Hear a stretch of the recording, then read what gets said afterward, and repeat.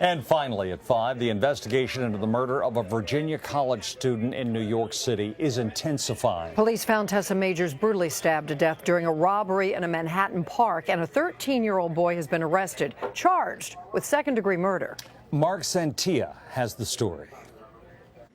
More police, more light towers, and a show of security here in Morningside Park. Detectives working nonstop to solve the murder of Tessa Majors. Multiple law enforcement sources telling News 4 police are trying to figure out why the college freshman was in the park and if she spoke to anyone before the attack. This investigation ongoing as a war of words escalates between Tessa's family, the mayor, and a police union president who said the 18-year-old was looking to buy pot in the park. An 18-year-old college student at one of the most prestigious universities in the country is murdered in a park. And what I'm understanding is she was in the park to buy marijuana. Sergeants Benevolent Association President Ed Mullins making those remarks on the radio over the weekend. Tessa's family releasing a statement this morning calling Mullins' assertion, quote, deeply inappropriate as they intentionally or unintentionally direct blame onto Tess, a young woman, for her own murder. We would ask Mr. Mullins not to engage in such irresponsible public speculation. The mayor saying on Twitter, quote, think of Tessa's parents, her friends. This is heartless. It's infuriating. We don't shame victims in this city. It's just awful. That was Mark Santia reporting. Investigators are looking for 2 more people, including a 14-year-old. News 4 at 6 with Doreen and Leon starts right now. Now at 6, a messy start to the work week. Not getting much better after Monday. Doug's tracking more rain as part of a system that's brought severe weather all over the country. First on News 4, a principal arrested for what he failed to do in a case of alleged abuse of special needs students.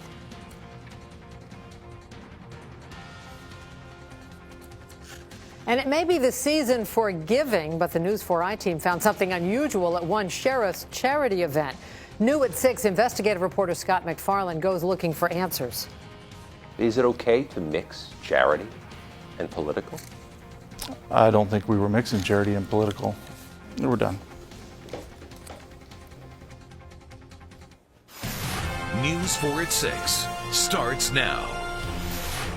Snow day or no snow day, today was not a fun one to be outside. Just yucky out there all day long. Cold, rain, slush, plenty of clouds out there. This all started with snow early this morning north and west of Washington. You're seeing here video from Frederick County, Maryland. Schools opened up late there, but schools in Montgomery, Loudoun, and Prince William counties closed for today. Here's what it looked like in Damascus. Some light snow on the trees and just wet roads by late morning and early afternoon. By now, pretty much all of it has been washed away by all the rain, and there's plenty more rain on the way. So let's get right to Storm Team 4 Chief Meteorologist Doug Cameron to find out if we need to worry about dipping below freezing with those wet roads out there, Doug. Yeah, I don't think that's going to be the case in most areas. However, the winter weather advisory, which was posted earlier, has now been extended to midnight. So let's show you what's happening right now. Storm Team 4 radar tracking the system for you, and you see what's happening. The rain really from 66 over to 50 northward. Around Baltimore, seeing pretty good rain. Frederick over towards Hagerstown. This area in pink, notice this could be areas where we're looking at a little bit of freezing rain. Temperatures are right around the freezing mark in these areas, so that's something I'm watching. The wider view here showing the rain continuing to move in, and then look down to the south. Very warm air down in our southern zones, and you've got tornado watches and even tornado warnings. Numerous tornadoes reported today into parts of the south. That's all because of the warmer temperatures out ahead of this. Right now, we're sitting at 36. It's 33 in Hagerstown. Virginia Beach earlier today was 65, now down to 54, but the warm air trying to make its way our way. I'll show you what this means for your Tuesday morning commute, as well as the rest of the week's forecast, which includes the coldest temperatures we've seen so far this season. All right, you got it, Doug. We'll check back with you in just a bit. In the meantime, parents at one Northern Virginia elementary school are absorbing some disturbing news tonight. 3 former employees at Freedom Hill Elementary School are facing charges. An investigation revealed half a dozen special needs students had been physically abused. News 4 was first to report on this case.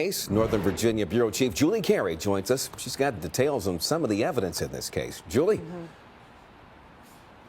Well, former Freedom Hill principal Scott Bloom, he is charged with failing to report the alleged abuse when a worried teacher's aide came to him to tell him what she'd seen happening in this classroom of special needs kids. Now, the former teacher and the aide in the class, they're the ones charged with the physical assault, some of it captured on videotape taken by another concerned teacher. Police so far telling us they've identified at least 6 young victims.